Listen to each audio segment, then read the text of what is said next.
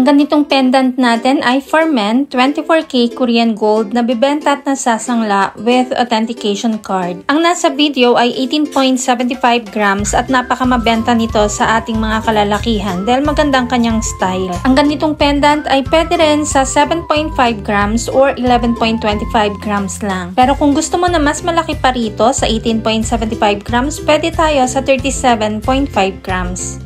Heto ang haba ng 18.75 grams pendant. Ito ay almost 4 cm sa 18.75 grams, bukod ang haba ng palawit sa taas, yung isinasabit sa mismong chain.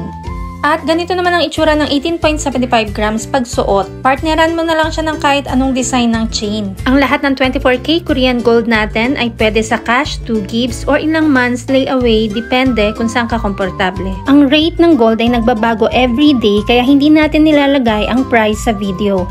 Kung gustong malaman ang updated price, mag-inbox kay Michelle Yu sa Facebook at subscribe ka na rin sa ating Mabenta KR Jewelry YouTube channel para updated ka.